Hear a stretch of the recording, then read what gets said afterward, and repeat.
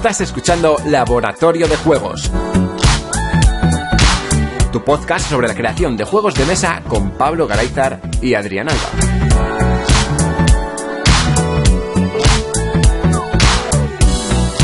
Bienvenidas y bienvenidos al 9º programa del Laboratorio de Juegos. Yo soy Adrián Alba y como siempre tenemos a Pablo Garayzar al otro lado. Muy buenas, Pablo. Hola, ¿qué hay? Hoy también tenemos invitado, David Sánchez Serrano. ¿Qué tal estás? Hola, muy buenas chicos, encantado de estar aquí con vosotros. Otro que viene a ser torturado al programa. Teníamos ganas de tenerte aquí, porque eres nuestro comentarista estrella. Es una gozada tenerte por ahí en redes y comentando porque el programa se enriquece con tus aportaciones. Pues muchas gracias, la verdad es que no me pierdo uno. Desde creo que al día siguiente de vuestro primer programa lo sigo y siempre, vamos, me encanta porque además es que es justo lo que yo hago y bueno, si puedo aportar algo pues siempre aporto, pero vamos, más que nada aprendo. Así que... Muy bien. Mira, pues vamos a hacer primero un repaso a todos los comentarios que tenemos del programa anterior y después nos cuentas pues qué es lo que haces y muchas más cosas, ¿vale? Muy bien. Vale, pues empezando por las respuestas del programa anterior, bueno, ¿tenemos comentarios relevantes, Pablo? En iVoox lo que tenemos es otro comentarista bastante habitual, que es David Vilches, que nos felicita por la nueva sección. La verdad es que ha sido un boom que se ha visto en redes, la incorporación de Paco Gómez, como no podía ser de otra forma, y nos dice eso, que gracias por dedicarme una sección, porque claro, la primera sección que ha abierto Paco ha sido para contestar el comentario anterior de David Vilches y bueno, nos promete que si vuelve a su asociación, que es donde tiene su juego, su copia de Winner's Circle, nos manda una foto con la hoja de resultados porque no ha sabido encontrarla en la BGG, no ha sido capaz. La tabla de la que nos hablaba, donde salían los caballos, las posibilidades de victorias y demás, ¿no? En teoría. Eso es. Vale.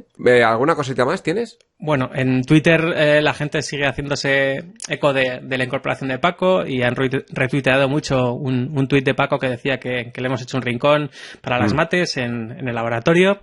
Fer Vázquez nos dice que sigue creciendo nuestro podcast con la incorporación de un referente en la creación de juegos, imprescindible. También hay otro comentario que nos dice que le gusta el laboratorio, el chico que salió terrestre nos dice que le gusta el laboratorio de juegos, pero que a veces se pone muy técnico. En cualquier caso, es bien tener un podcast sobre diseño de juegos de mesa. Está bien que nos tiren unos por un lado y otros por el otro.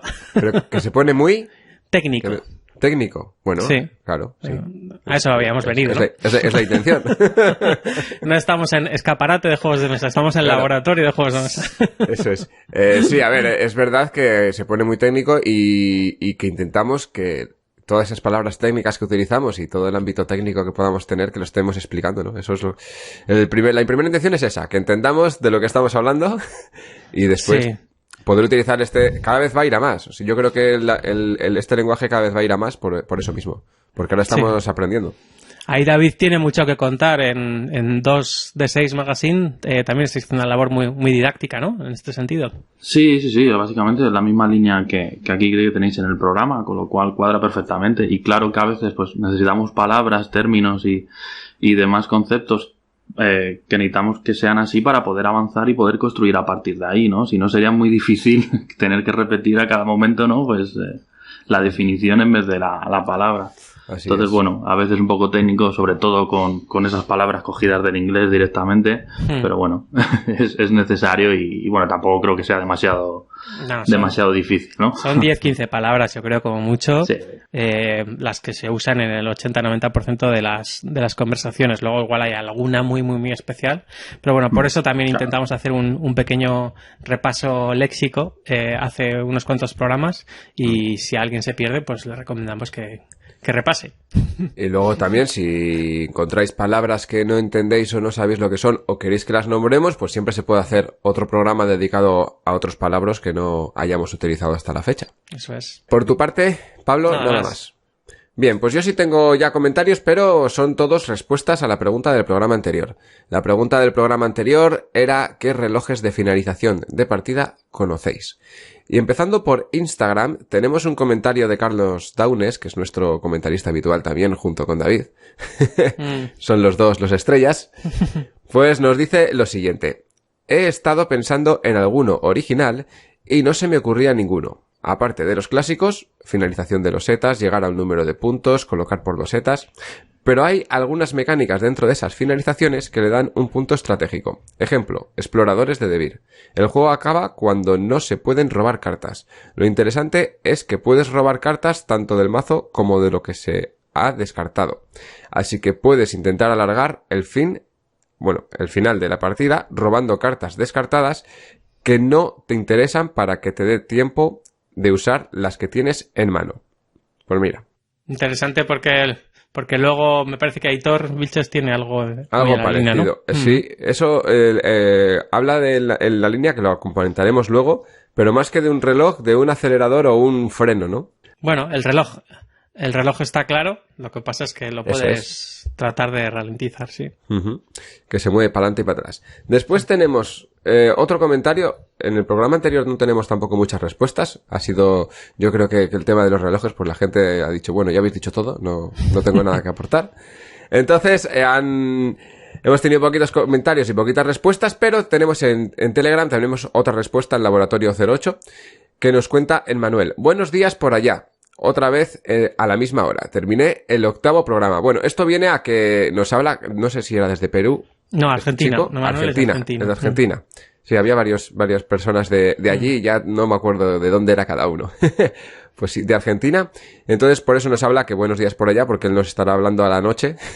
Bueno, aquí eran las 6 de la mañana, seguramente, más o menos. Para la pregunta del último Laboratorio 08, a mí el reloj que más me gusta de finalización es el de la cantidad de vidas o como se llame en el juego.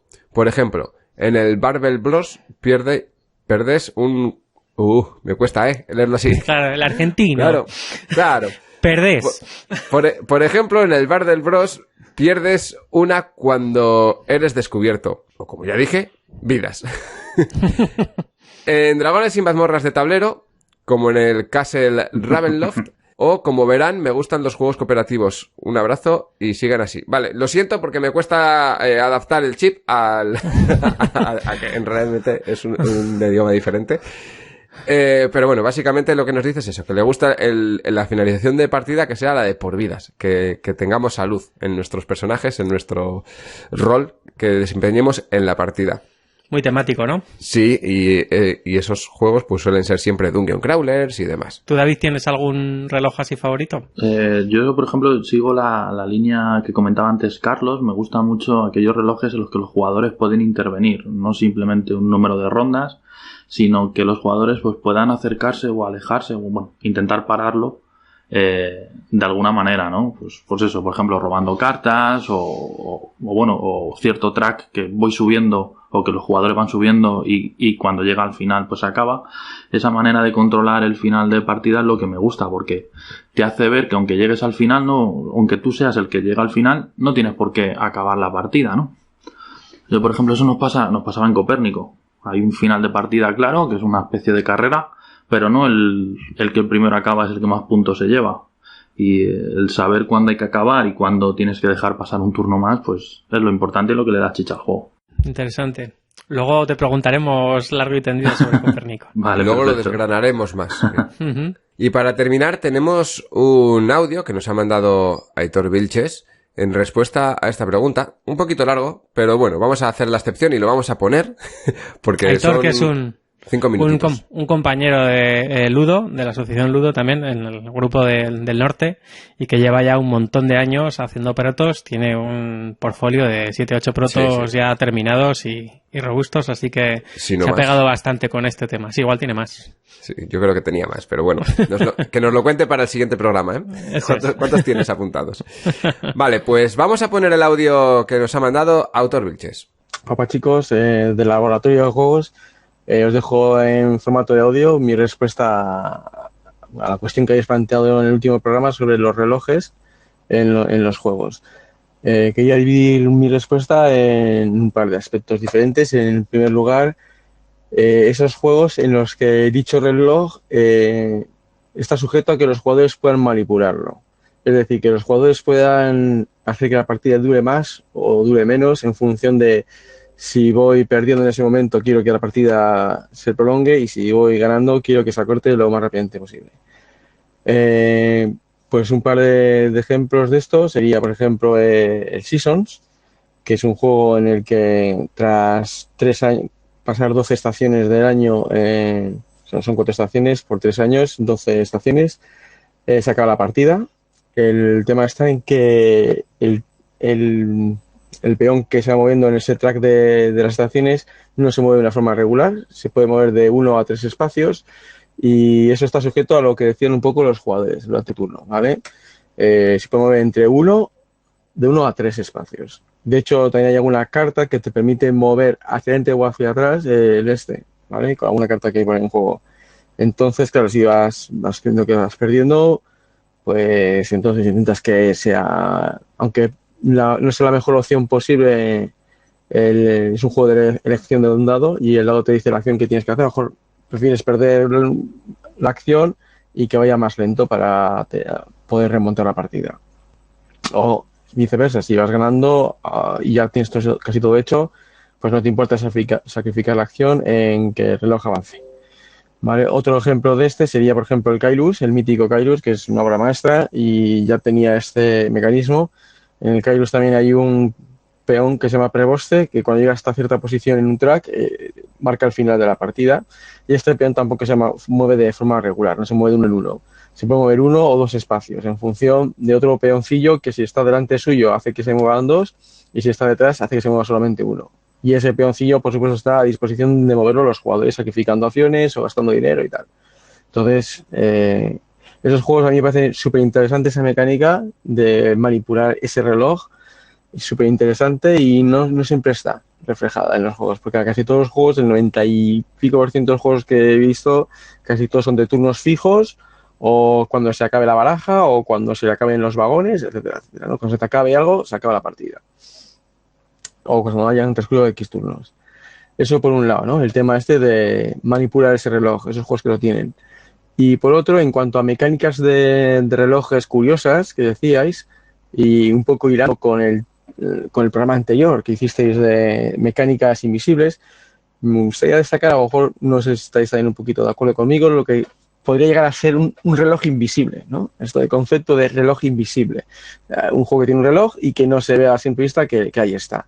Y se me ocurre como ejemplo el juego Kill Dr. Lucky, ¿vale? Matar al Dr. Lucky, que es un juego cuyo final se dispara cuando uno de los jugadores mata al Dr. Lucky, ¿vale? En el momento en el que un jugador, el Dr. Lucky es un tío un peoncillo que va moviéndose por toda una mansión, por el dormitorio, el comedor y tal, ¿vale? Además, por estilo crudo, y el objetivo de los jugadores es encontrarse en la misma habitación que él y estar solos y tener un arma para matarle, ¿vale? Si se dan todas esas condiciones a la vez, le matas, ¿vale? Entonces, claro, los otros jugadores pueden echar cartas y hacer que te resbales, que no sé qué y tal, y fracases en tu intento de matarle.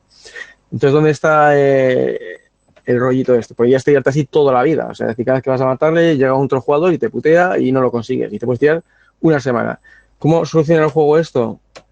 Cada vez que haces un intento fallido, intentas matar y fallas, te dan unas fichitas que se llaman fichas de cólera, en plan de que te estás cabreando un mogollón, en plan rollo, cada vez estoy más encolerizado, y esas fichas te suman luego a los siguientes intentos de matarle, ¿vale? De tal forma que llega un momento en que empiezas a tener tantas fichas de cólera que por muchas cartas que echen los demás jugadores, le vas a matar, ¿no? O sea, ya tienes una rabia encima, ¿no? Que es inevitable que le puedas matar. Entonces, está oculto ahí ese reloj, yo creo. No se ve tan claramente. En plan, parece que el objetivo es matarle y que cuando le mates a alguien se acaba la partida. Yo creo que esas fichas están ahí como reloj, ¿no? En plan de, mira, vale tantos intentos de matarle porque llega un momento que tienes tantas fichas de estas que lo consigues. Y eso es un poquillo los dos aspectos que quería dejaros como comentario, como respuesta a lo del tema de los relojes, ¿vale? Espero que os sirva de ayuda en el programa. Venga, Agur. Mucha chicha, ¿no? Ha metido aquí en 5 minutos. Sí, ha sido mini ponencia sobre los relojes. Se agradece. Respecto a lo que comentaba él, bueno, ya le contesté, pero considero que lo que cuenta en el último juego, el reloj que dice que hace que te son esas fichas que te dan cólera y demás, yo lo considero más un acelerador que un reloj. ¿Vosotros cómo lo veis? Sí, a ver, creo que apunta a una cosa que es bastante interesante, y es que muchas veces, sobre todo en los juegos en los que no es el objetivo del juego no es el que más puntos tenga, ¿no? Es diferenciar el objetivo del juego con el reloj que puede tener dentro, ¿no? El cómo se acaba.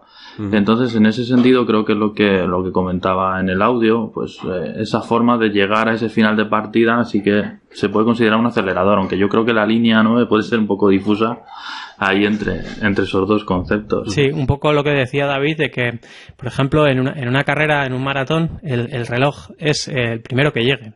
Entonces, cuando llega el primero, pues ya se sabe que esa es la mejor marca, y a partir de ahí, pues irán llegando los demás y ya quedarán segundos, terceros o lo que sea.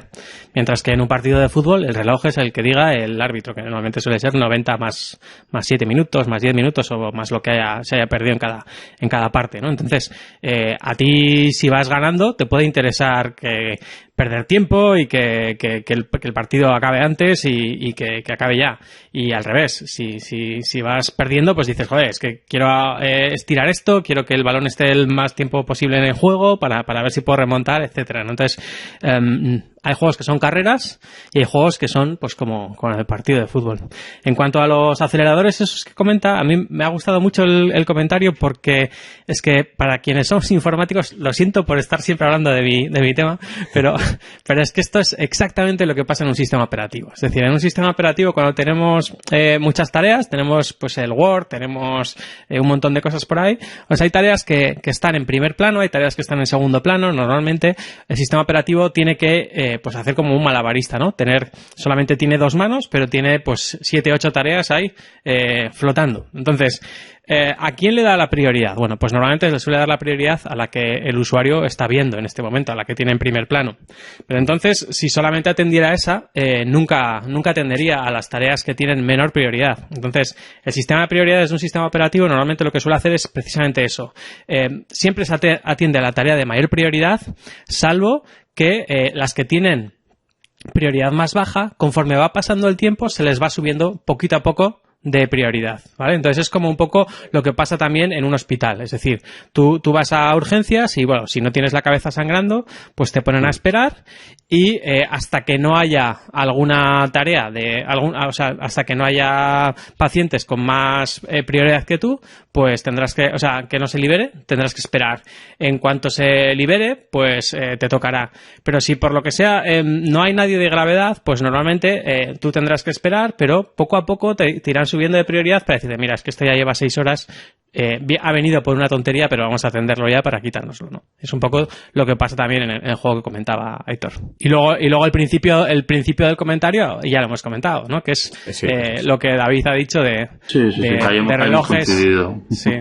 Entonces, como vamos a hablar ahora de lo que hace David y sobre todo de su juego, pues ahí nos explayamos más. Muy bien, pues vamos a acabar ya con la fase de respuestas y comentarios, y vamos a empezar con una entrevista a David Sánchez Serrano.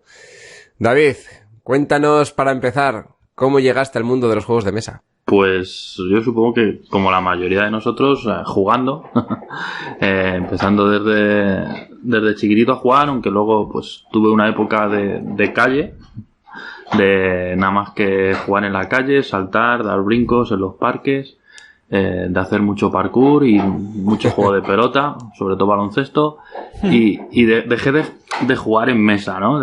Pero bueno, seguía jugando. Y luego ya con la adolescencia, esa introversión que nos da a veces de no querer salir, de no querer tal, pues solo me reunía con 2 o 3 amigos y empezamos a jugar a jueguecillos. Y creo que el primer juego así moderno al que yo jugué fue el Munchkin. No sé si Munchkin o Sí Señor Oscuro, pero uno de los dos. Y a partir de ahí, pues bueno, vi que había juegos así en una caja que no era la cuadrada típica del parchís, o sea, del parchís y del Monopoly que yo conocía. Unidos y movidas. Efectivamente. Y empecé a investigar.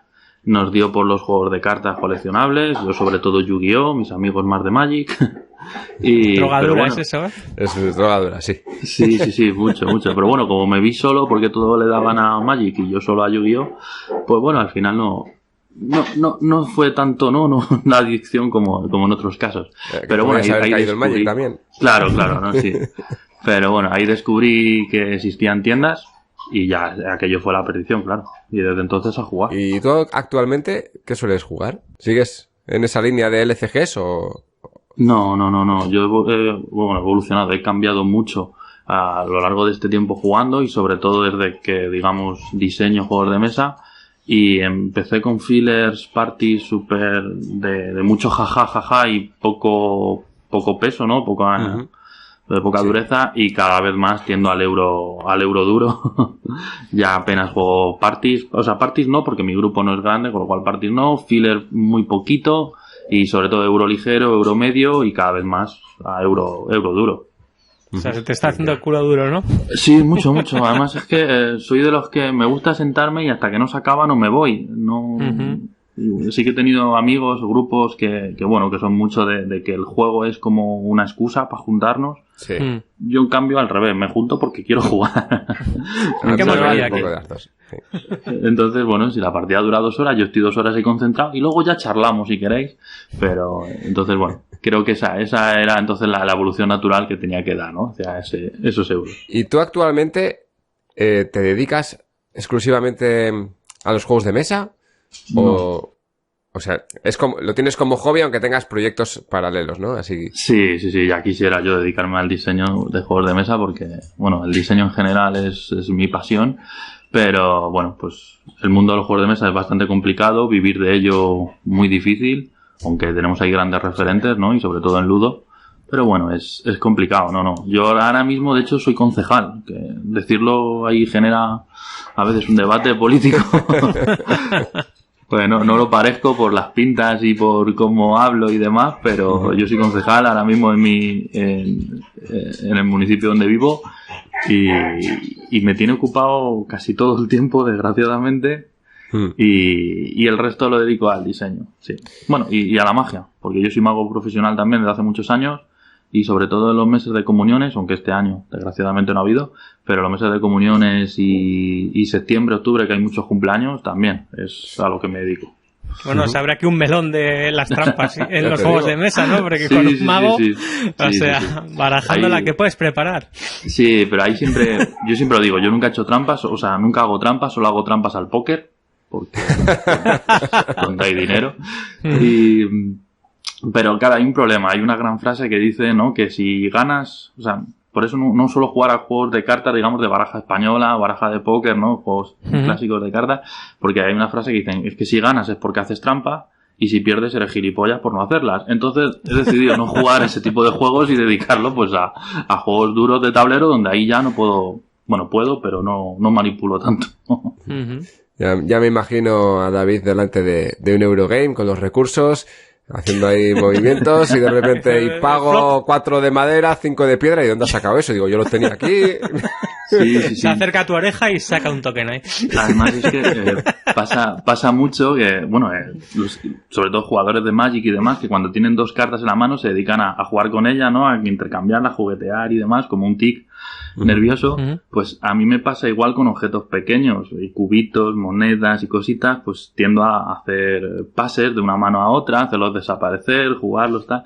Y bueno, a veces sí que molesta un poco a los compañeros, pero siempre lo hago con objetos ajenos a lo mío, para que nadie vea para que todo el mundo vea que no hago trampas. Vale. Yo me imagino ahí jugando encima tú con tus componentes y decir, y ahora este era mío. Por eso ya tomé la decisión de que nunca fueran míos, así no tengo esa duda y ya está. Con los de los oponentes, ¿eh? Sí. No. Aparte, en el pool común. Sí, y de hecho es que en algún programa hablabais precisamente de la relación creo que fue con Paco, además, la relación entre los juegos de mesa y los programadores, ¿no? Que ahí siempre hay muchos, pero es que de verdad me he encontrado a muchísima gente, a jugones que les gusta la magia y a infinidad de magos que juegan a juegos de mesa.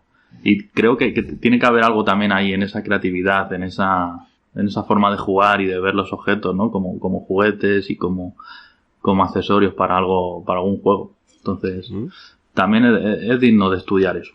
Sí, está claro que la materia prima de muchos de los magos son componentes muy parecidos a las de los juegos de mesa y solamente para prepararte tus trucos pues tendrás que ir a las mismas tiendas que los creadores de juegos para nutrirte, ¿no? Y ahí igual te aprovechas para ver y dices, mira, pues hay un juego que va de esto, o sea, no sé, yo creo que sí que son conjuntos que se pisan mucho, ¿no? Sí.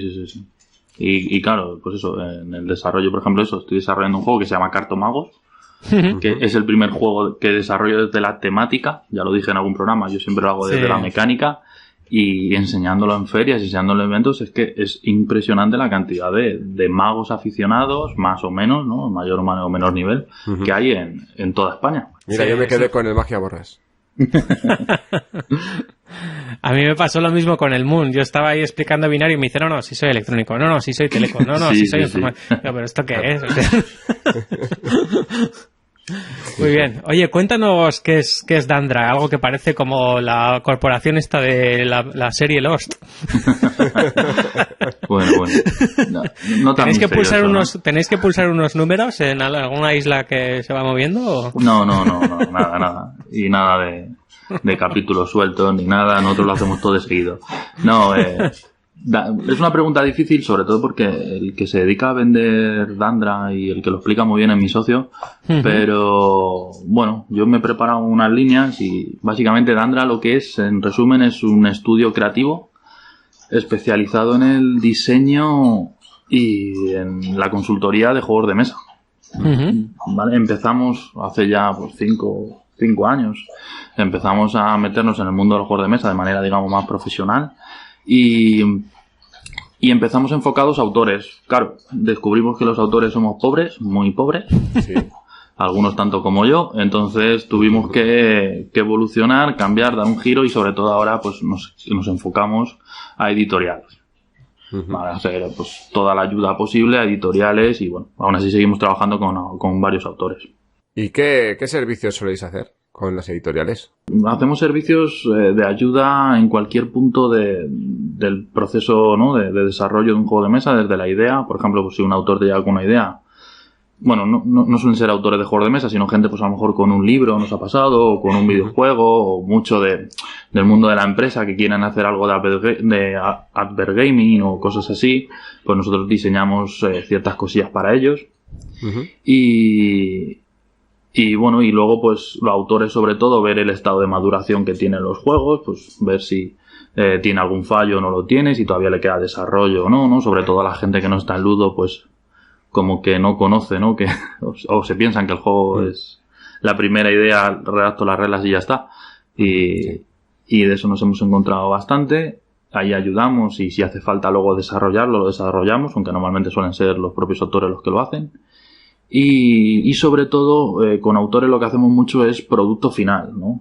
Una de las cosas que supongo que hablaréis en el podcast es cómo pasar de ya tengo un juego, podemos decir cerrado, terminado, a luego convertirlo en un producto, que es lo que al final se ve en las tiendas, que es muy, muy diferente y muchas veces dar ese paso es difícil. Entonces, nosotros lo hacemos o incluso lo preparamos para alguna editorial concreta.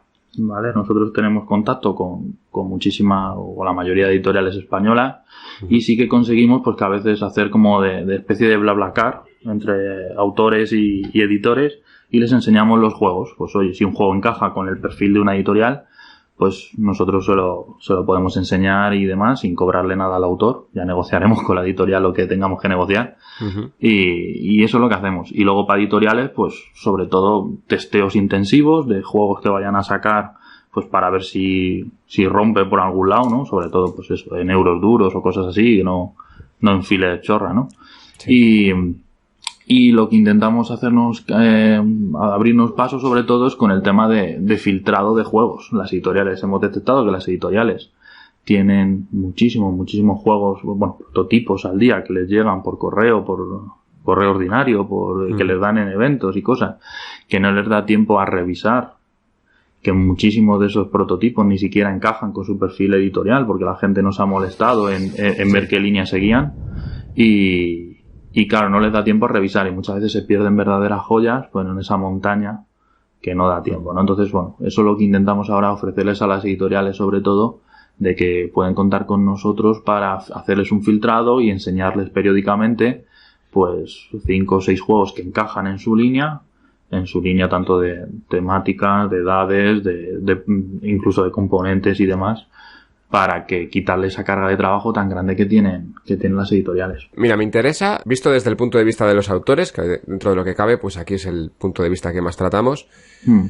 Entonces, yo como autor, yo tengo un prototipo, podría ir a Dandra y, bueno, digo, mira, toma, tengo aquí un prototipo, echadle un ojo, a ver qué le veis y a ver si lo podéis encajar en alguna editorial. Y vosotros le echaríais un ojo, jugaríais igual unas partidas, miraríais si eso funciona, si no funciona.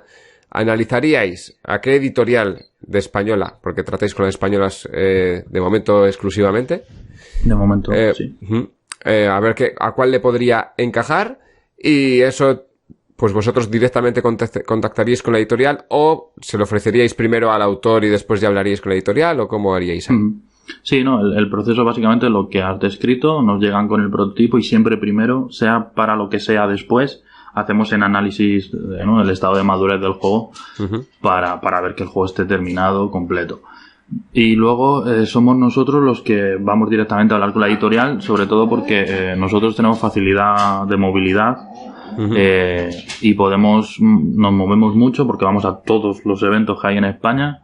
Y entonces, pues si no es en un sitio es en otro, te encuentras con editoriales y si no, como ya tenemos el contacto directo, incluso en muchos casos de amistad con muchos editores, pues sí, podemos enseñárselos en algún momento, pues o bien por una llamada de Skype, o muchas veces ahora, por ejemplo, estamos utilizando el Tabletop Simulator y cositas así, y se lo podemos enseñar. Y luego a la hora final, si a la editorial le interesaría el juego o lo que sea, al haber colaborado vosotros en esa difusión, imagino que a la hora de generar ese contrato que se genera con el juego, se genera un contrato en el que formáis parte los tres, la editorial, Dandra y el autor.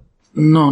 Nosotros hacemos un contrato con la editorial, ¿vale? ¿Sí? Digamos, ajeno a lo que es el contrato con el autor, ¿vale? Nosotros ahí no influimos. Entonces, sí que, bueno, que al final es la editorial la que tiene que ver un poco ahí ya precios, pero bueno, como de momento estamos empezando y demás, pues tenemos unos precios bastante asequibles para arrancar y normalmente no suele haber problemas y en ningún caso tiene repercusión para el autor, ¿no? Que ya va a cobrar su porcentaje y listo. Esto suena mucho a lo que nos contó José en su entrevista de White Castle, ¿no?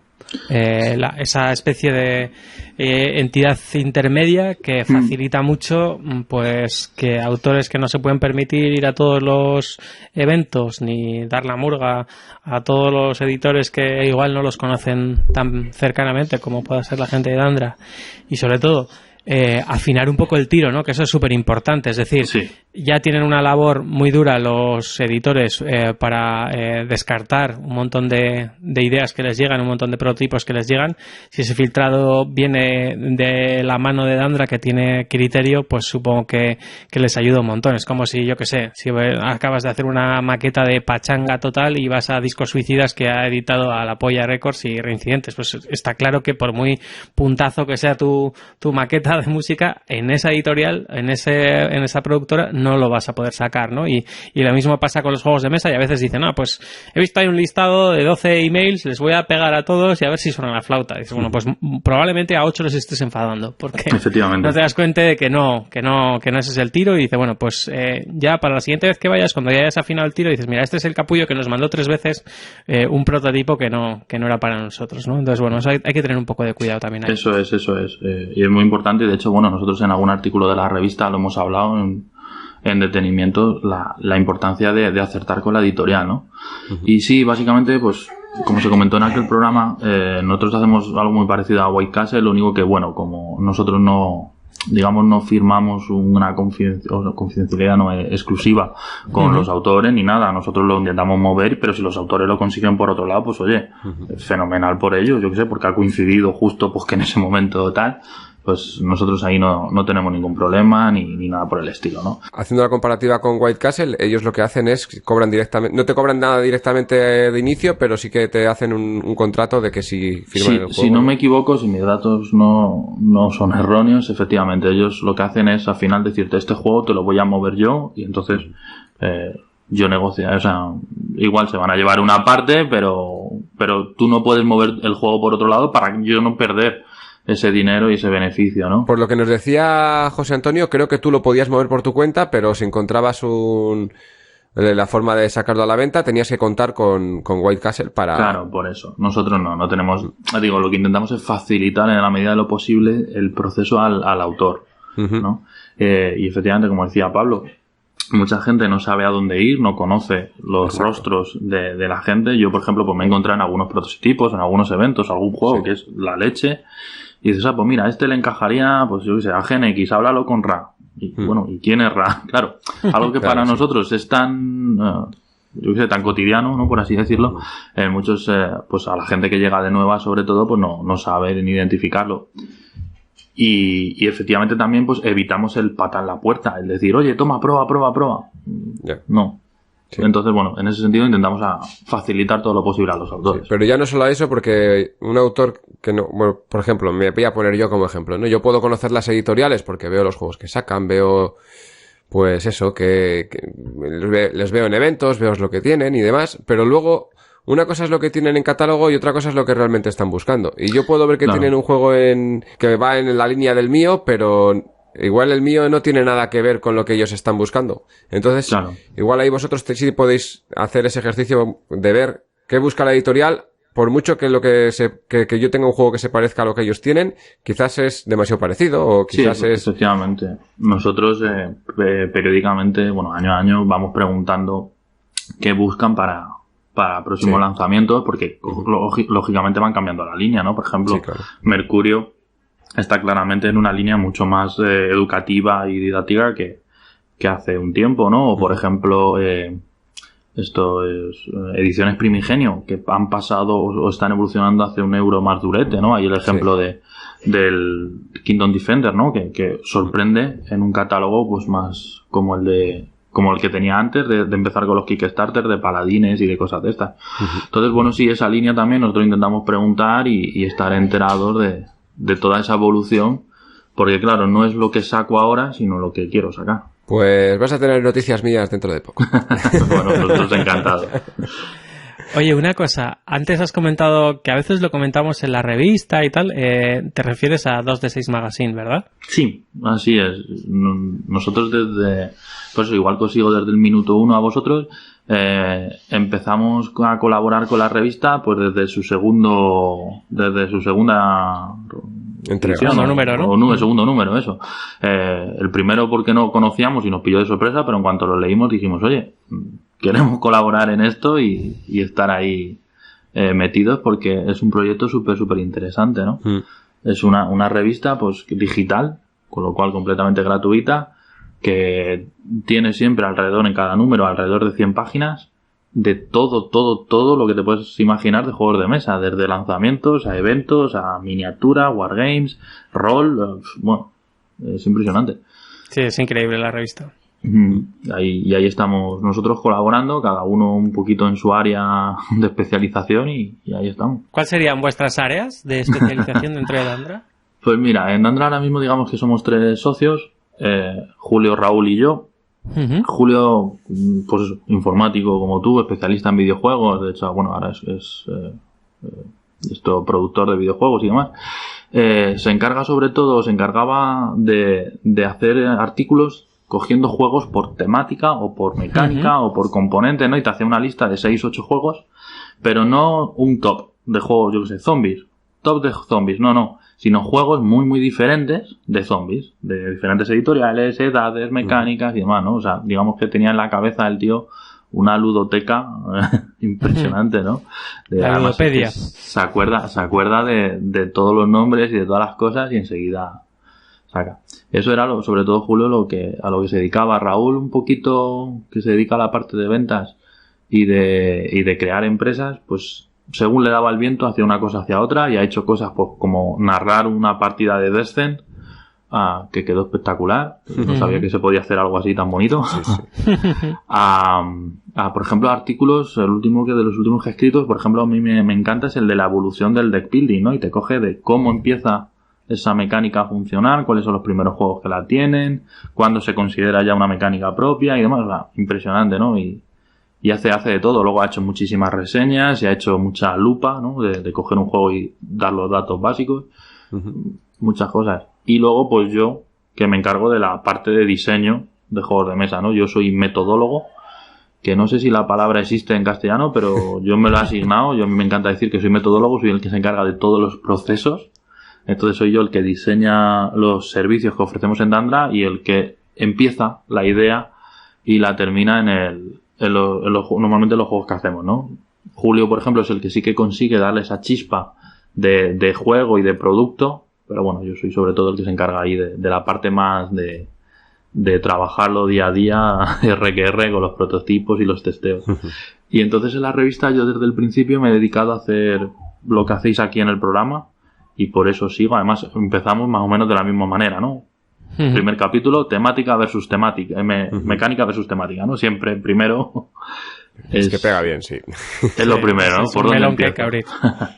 Y entonces pues estuvimos como 8 o 9 números hablando sobre cómo llevar una idea desde el principio hasta el final, hasta que la ves entiendas, ¿no? Pasando por diferentes puntos, ¿no? Pues cómo es el proceso inicial, cómo es la fase de testeo, si quiero hacer un crowdfunding o no.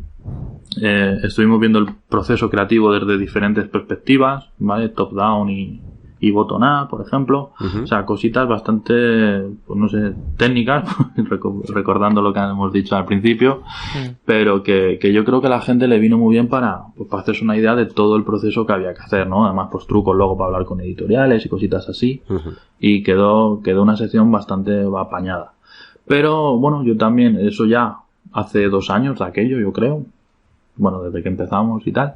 Y entonces pues también en la evolución propia que he dicho antes que yo he tenido, pues también ha ido cambiando mi forma de ver el diseño, y en vez de ver solo los pasos, pues por ejemplo luego tuvimos 4 números en los que hablábamos de diferentes puntos de vista, desde la temática, lo que tenía que tener un juego, lo que tenía que tener un juego en la mecánica, pero también por ejemplo lo que tenía que tener en cuanto al marketing y en cuanto a la producción. Muy importante. Son 4 puntos de vista muy muy diferentes que a veces los autores pues pasamos por alto porque simplemente nos centramos pues mecánica, temática, pero que luego a la hora de llegar a una editorial y sobre todo lo que digo de convertirlo en un producto es lo que marca la diferencia, ¿no? Pues nosotros aquí intentaremos llegar a ese punto. De momento estamos en la fase de cómo queremos esto, cómo creamos un juego. Igual le podemos llamar, si no, a David, para que nos eche una mano, ¿no? ¿Qué? Yo lo que haga falta, yo os ayudo, vale. yo encantado, ¿no? Es lo que hablamos. Nosotros en la revista llevamos ya 2 años y pico trabajando, bueno, colaborando, y claro, pues vosotros tenéis que llegar a eso, hombre, claro que sí.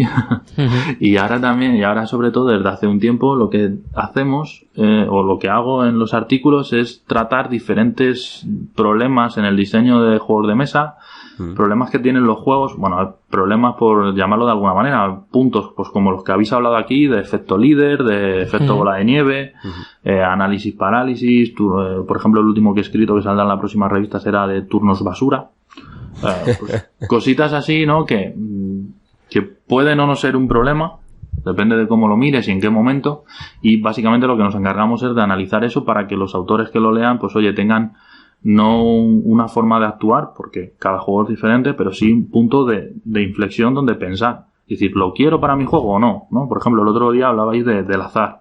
Sí. Pues tenemos un artículo hablando del azar y precisamente lo que trata es, ¿lo quiero para mi juego o no lo quiero?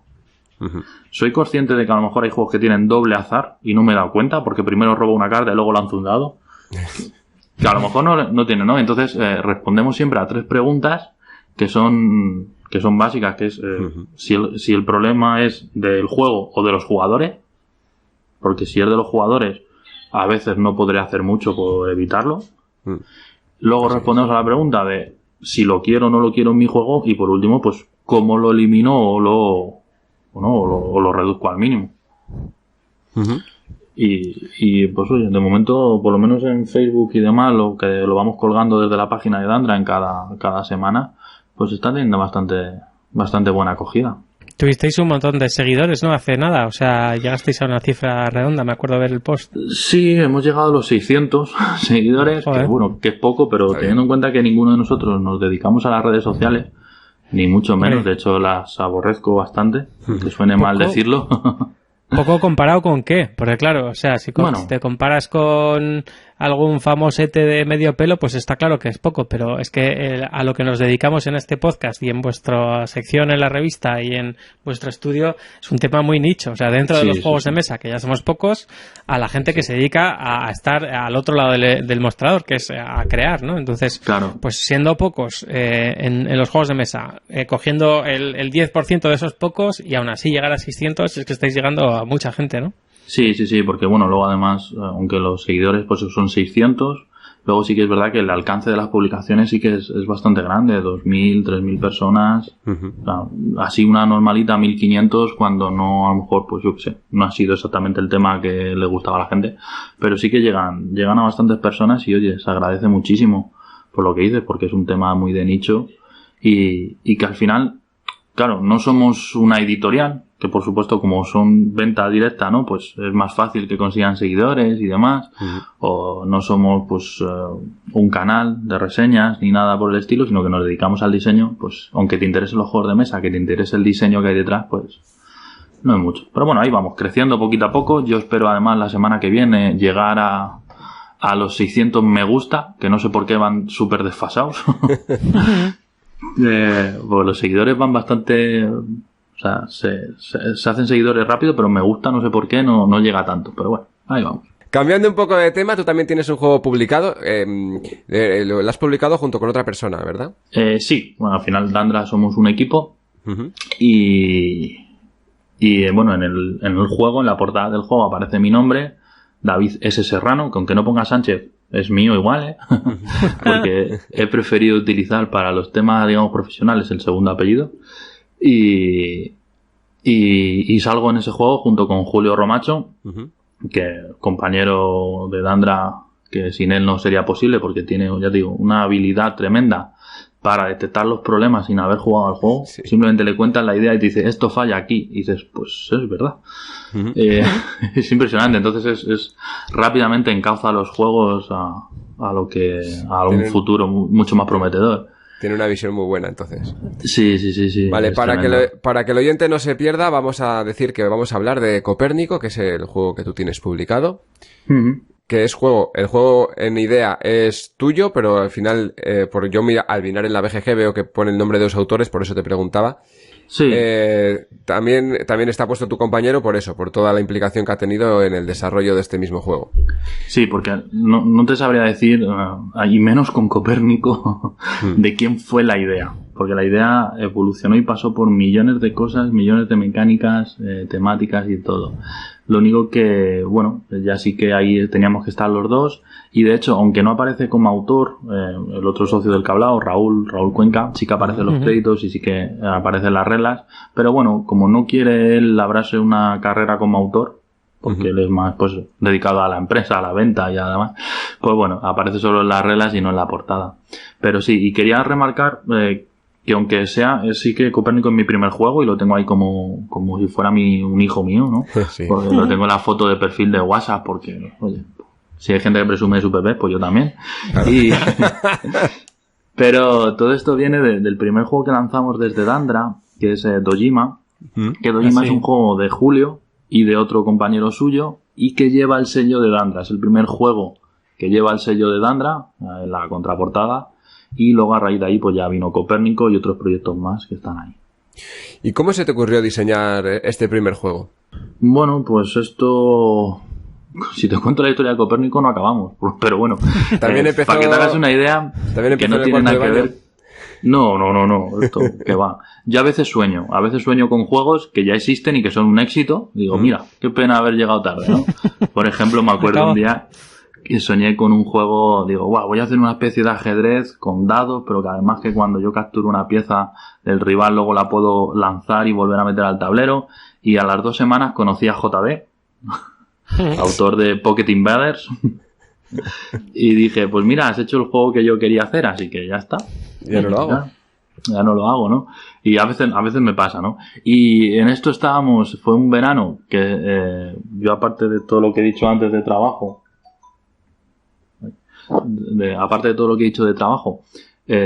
he tenido una academia propia de apoyo y de refuerzo escolar y estábamos pintando el local de la academia cuando me equivoqué de cubo al poner el rodillo, lo cogió mi socio y empezó a pintar la pared azul de blanco.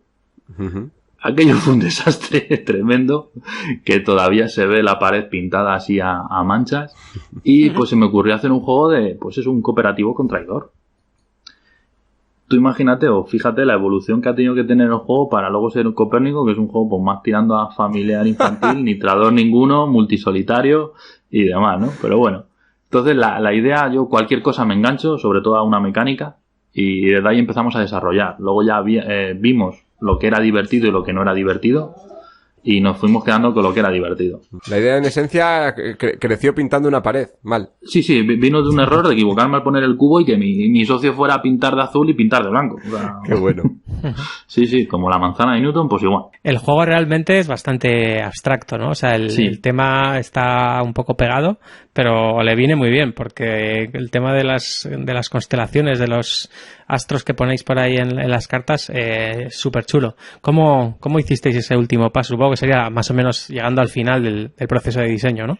Sí. Siempre, nosotros la temática es una cosa que nos preocupa poco. Sí que, como digo en algún artículo, nos sirve para fijar ciertos conceptos, ¿vale? Y saber de qué estamos hablando, incluso poder desarrollarlos. Por ejemplo, no es lo mismo que una cosa sea una moneda a que sea un poder militar, porque uno lo puede intercambiar y a lo mejor el otro solo ganar o perder, ¿no? Uh-huh. Y entonces eso nos ayuda a nosotros a ponerle tema, nos ayuda a fijar conceptos, pero en ningún caso estamos atados a ningún tema y siempre ofrecemos a las editoriales varias posibilidades.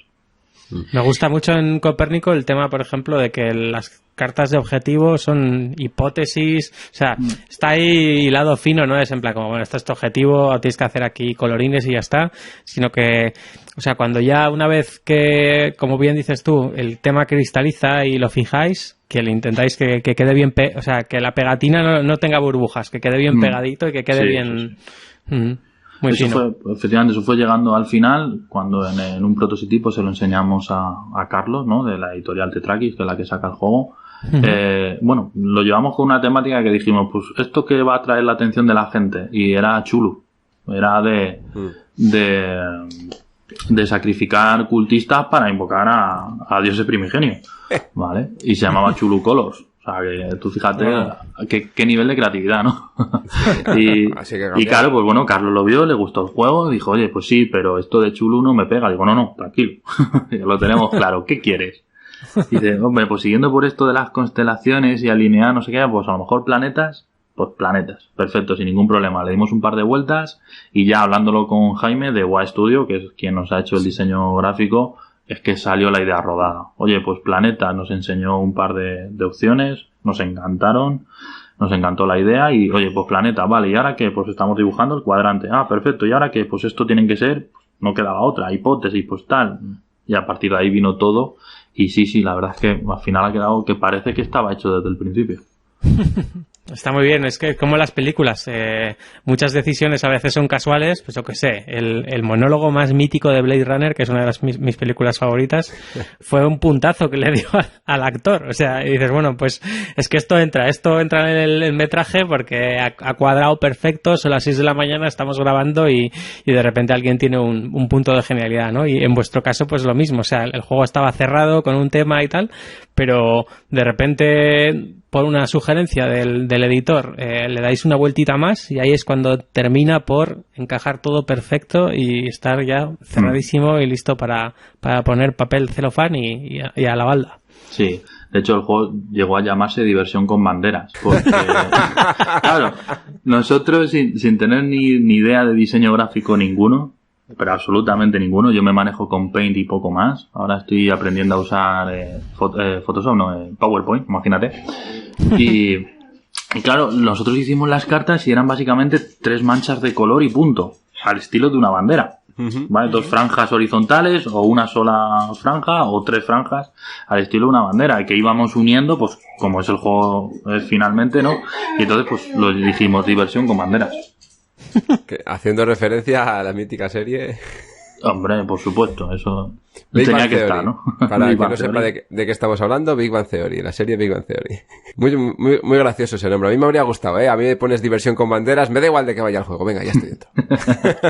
Sí. Pero también es muy nicho, el chiste. O sea, igual alguien lo ve por ahí y dices, a ver, pues este no es el juego que regalaría a alguien que no sepa de qué va la fiesta. No, seguramente no. Pero a mí, por lo menos solamente por el nombre, ya me tenía cautivado. Con una imagen de Sheldon en la portada. Pero bueno. O sea, eso ahí ya tienes que pagar mucha pasta. Sí, pero bueno. Haces una caricatura que parezca, pero que no. Sí, nosotros, digo, de nombres y de ideas, de temáticas, muchísimas, para todos los juegos. Yo me acuerdo de Dojima, que es un juego de plantar y regar y recoger y vender arroz, lo que primero era un juego de posapocalíptico, de sobrevivir a un apocalipsis, ¿no? Luego fueron abejas haciendo miel. Luego volvió a ser el rollo posapocalíptico y así, o sea, tremendo. Sí, que cambió mucho la cosa. No, yo el momento en el que cuando llegamos a las abejas, dije, ya lo tenemos. Pero mira, luego encontramos un tema mejor todavía. Ya, ahí a las abejas me estás dando en la patata. Claro. El problema es que no encajaba el juego, o sea, esa línea de dibujo y de imagen con lo que es luego el juego y la edad que tiene el juego, ¿no? Las abejitas como que parece más infantil y no tiene nada infantil el juego y por eso tuvimos que cambiarlo. No tiene que ver el tu apiari, que es 100% tema, con ponemos abejas como ponemos arroz. O sea, en tu caso, si pones arroz, el juego ya se nota que está muy pegado el tema. O sea, las mecánicas que tú tienes diseñadas están orientadas a buscar replicar una colmena. Entonces, ahí sí que se notaría. Sí. En el caso del Copérnico o de cualquier otro, del Kojima, pueden... O sea, se nota mucho que una cosa que ya has dicho muchas veces, que es que empezáis por la mecánica y, bueno, el juego que funcione, que vaya fino, que sea divertido, y luego ya veremos, pues, el último toque, ¿no? El último golpe de horno que le metemos al plato para que quede ya fino, pero que no es fundamental. Cuando empiezas por la temática, pues eso no lo puedes hacer tan fácil. Cambiar a dar un girito no es tan fácil. Claro. Para nosotros no. Siempre temática y luego ya... O sea, mecánica y luego ya pintaremos la temática. Para otros entiendo que sí que la temática es lo más importante y luego todo va encajando de alguna u otra manera. A veces como si estuviera hecho para ello y a veces pues hay que darle un par de vueltas al argumento. Pero bueno, en nuestro caso... Además siempre le dejamos un poco libertad al editor para que haga lo que quiera, ya que son ellos los que ponen el arte al final y todo, pues bueno, pues también lo que más te pegue a ti. Oye, David, a mí me gustaría que me contaras un poco, o que nos contaras a todos, cómo fue desarrollándose el juego. Nos has contado que sí, partió de la idea de un cubo de tinta con mal color y fue desarrollándose hasta llegar a lo que es ahora. Pero ese desarrollo, ¿cómo fue ese desarrollo?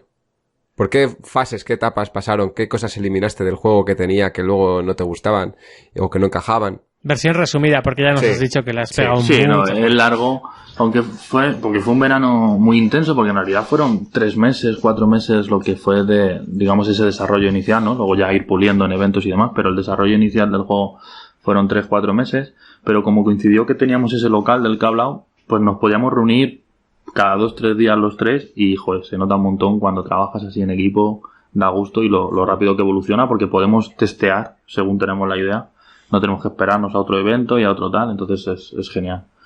Y bueno, pues empezó siendo un cooperativo con traidor, pues, como cualquier juego de este estilo. Se nos ocurrió que para que no fuera, para alejarnos mucho del storytelling, ¿no? Y que no simplemente fuera que uno va intentando estropear al otro y que rápidamente se le pilla y que no dependiera de los jugadores sino de lo que voy jugando, ¿no? Se nos ocurrió meterle unas cartas, digamos, que se jugaban boca abajo a rollo programación de acciones y que las podías jugar en plan para ayudar al equipo o para fastidiar, pero hasta el final no sabías quién estaba haciendo qué.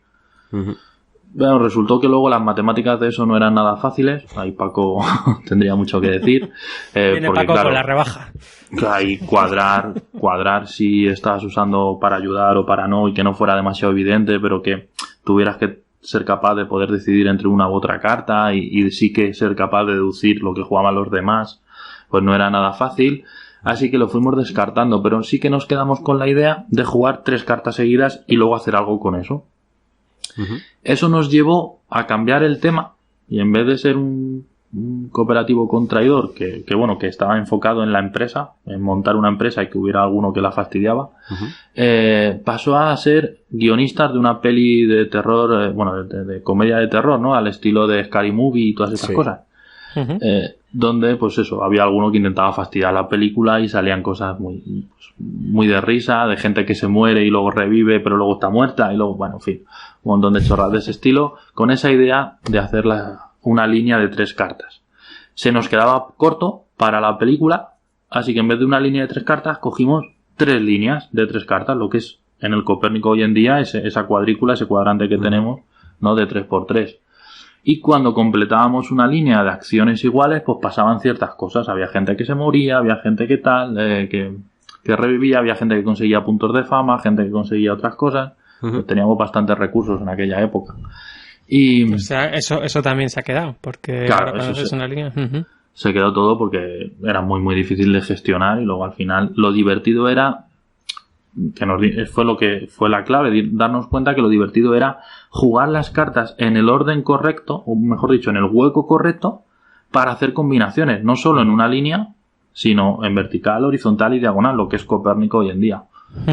Entonces, me gusta mucho de Copérnico el tema de cuando haces una línea, perdona que te interrumpa, sí. Pero que puedas desvelar una de las cartas de Copérnico, si no me equivoco, ¿no? Sí, eso fue de las últimas cosas. Ya cuando ya teníamos la cuadrícula y que ya veíamos que eso era lo divertido, pues quitamos todo el tema exterior, quitamos todos los recursos, nos quedamos solo con las cartas y la gestión de cartas, y buscamos la forma. Ahí ya sí que fue luego ya a posterior, o sea, no venía de una idea anterior y fue recortar, sino que ahí ya fue añadir, buscamos la forma de meter interacción entre los jugadores. ¿Cómo? Primero con objetivos propios que teníamos que cumplir, que eso sí que ya lo teníamos, pero pues hacerlo lo que es solo en la cuadrícula, y luego con esas 2 cartas, como tú bien dices, que están en el centro de la mesa, ocultas para todos los jugadores, y que cuando haga una línea miro. Eso nos permitió, que fue la clave de todo, tener 2 estrategias desde el inicio de la partida. Jugar muy rápido, hacer una línea y así poder mirar y tener ventaja para el final, o jugar, hacer muy bien mi tablero sin saber exactamente lo que hay en el centro y que luego al final pues no, a lo mejor pues tener que renunciar a esos 6 puntos que me da esa carta por no haberla visto antes. A mí eso me parece lo más interesante del juego porque abre, o sea, una rejugabilidad brutal, más que nada porque esas cartas no se saben, y sobre todo porque cómo le juegas a otros jugadores, ¿no? Es decir, hay veces que dices, mira, pues es que este es mejor que yo haciendo patrones y a hacer multisolitario pues me va a ganar, pero si yo soy un poco rapidillo y esa gestión que hacéis de la información oculta, que deja de estar oculta conforme avanza la partida, me parece muy elegante y muy bonito. Gracias. Gracias por el comentario. Sí, no, además es que lo que más nos costó del juego, y de hecho después de firmar, no, después de acordar verbalmente con Carlos que iban a sacar el juego y demás, estuvimos cerca de un mes después para terminar de cerrar el draft. Al principio teníamos un draft normal y corriente, ¿vale? Donde yo cogía 4 cartas y las pasaba a la izquierda. Eso nos obligaba a que luego la siguiente ronda las pasábamos a la derecha, porque queríamos controlar a los jugadores por un lado y a los jugadores por el otro, no solo siempre al mismo. Entonces eso nos obligaba a tener Pega mucho con el comentario que hiciste de cómo se gestiona la ronda, ¿no? Por eso aquí también resuena mucho, ¿no? Sí. Bueno, lo dije en el grupo de Telegram, nos encanta el draft. Sí. Y hemos hecho un largo estudio sobre el draft por eso, ¿no? Y entonces, en ese afán de intentar controlar ambos lados de la mesa, nos llevó a desarrollar un draft que yo no he visto en otros juegos, no digo que no exista, pero no he visto en otros juegos, que es muy especial y que llamamos el tridente. Que es, le paso una carta al jugador, bueno, me quedo una carta, le paso una carta al jugador de la izquierda, le paso una al jugador de la derecha y descarto otra. De esa forma me permite controlar ambos lados de la mesa sin tener que recordar para dónde vamos, porque cada ronda era por un lado, al final la gente se perdía, lo hacía siempre para el mismo lado, era un pifostio.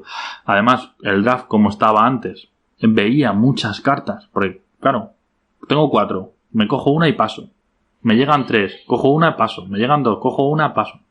Estoy viendo muchísimas cartas para luego quedarme 3. Entonces, pues era muchísima información que no hacía falta, una pérdida de tiempo tremenda, que no hacía falta porque luego era jugar una sola carta. Entonces, tuvimos que darle mucha vuelta y fue lo que más costó llegar a este draft de tridente para conseguir que de verdad lo que tú decías, Pablo, ¿qué le doy al resto? Pues efectivamente, si he visto lo que hay en el centro, que se trata de hacer minoría, o sea, el que menos tenga de lo que hay en el centro es el que se va a llevar los puntos, pues oye, que he visto azul, pues voy a darle azules al de la derecha todo el rato para que no me fastidie. Que veo que el de la derecha ya tiene muchos azules y va a sacar muchos puntos de hacer líneas azules, pues ya no le paso más y todas esas paso a la izquierda y ese fue el punto de hacerlo rápido, de hacerlo sencillo. Bueno, sencillo. A mí me parece otra genialidad del juego. O sea, así como el resto pues está chulo, pero tampoco es tan novedoso. Esta gestión del draft, que además se resuelve, como tú bien dices, muy rápido. Hay que decidir muy pocas cosas, qué quiero quitar del juego, descartando, qué quiero para mí y cómo quiero alimentar a los demás en la misma decisión, que está muy bien. No es como voy a hacer que dé muchas vueltas porque creo que este va a llegar y se va a coger esta y entonces le va a pasar al tercer jugador. O sea, hay drafts que son muy pesados y entiendo las reticencias de Adrián en ese tipo de juegos, pero aquí me parece un draft tan ligero y tan contundente, y luego sobre todo lo que has dicho, la gestión de la información oculta. Es decir, si el draft da muchas vueltas, al final sé lo que tiene todo el mundo. Si tengo un poco de memoria y más o menos preveo por qué pie coge a cada uno por las cartas que va bajando a su tablero, pues al final quien tenga más memoria arrasa, ¿no? Porque dices, joder, en 2 o 3 vueltas del draft me he acordado de 12 cartas y ya sé pues a qué va cada uno, qué se ha quedado, qué está haciendo y tal y cual, ¿no? Entonces aquí es mucho más contundente, mucho más rápido. Me parece también otro de los puntos fuertes del juego. Sí, creo que sin duda, no por ser egocéntrico ni nada, pero fue de las cosas que nos ayudó a decir, ahora el juego ya está. Porque es lo que le da todo el peso al juego, de que sea sencillo, pero que a la vez te permita controlar muy bien qué tienen el resto, sin tener que perder mucho tiempo. Pues, sin saber todo lo que tienen. Sí, exactamente. En el draft, como ya hemos hablado por Telegram, lo he comentado algún día en el programa también. Yo no soy fan del draft, no por la mecánica en sí, sino por el tiempo que se pierde haciendo el draft, que te lo quita de hacer otras cosas. O sea, claro. Tienes que estar eso, lo que decíamos, ¿no? Si son 4 cartas, pues pasas 4 cartas 4 veces, tienes que hacer lo mismo 4 veces, cuando luego igual la finalidad es jugar una carta. Y me parece perder mucho tiempo para jugar una carta.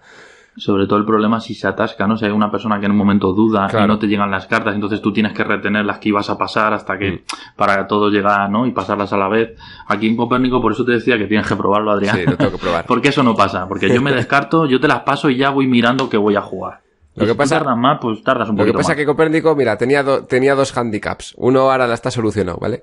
Tiene 2 handicaps. Que uno era que el draft y el segundo era el abstracto.